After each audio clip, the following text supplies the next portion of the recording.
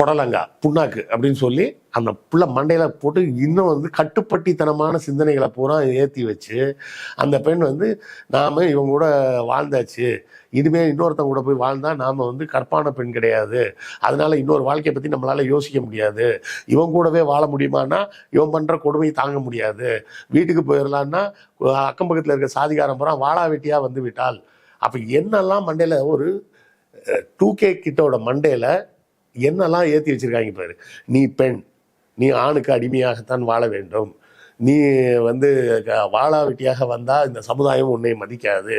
நீ இன்னொரு திருமணம் செய்து கொண்டால் உனக்கு கற்பிழந்தவள் அப்படின்ற பேர் தான் கிடைக்கும், வீட்டுக்கு போனோன்னா பெற்றோருக்கு பாரமாக இருப்பாய், அதனால செத்துப்போ அப்படின்னு இந்த மாடர்ன் டைம்ஸில் இருக்கக்கூடிய இவ்வளவு மாடர்னாக மாறிட்டோம்னு சொல்லிட்டு இருக்கிற இந்த காலத்தில் பிறந்து வளர்ந்த ஒரு பெண் தற்கொலை செய்து கொள்கிறாள்.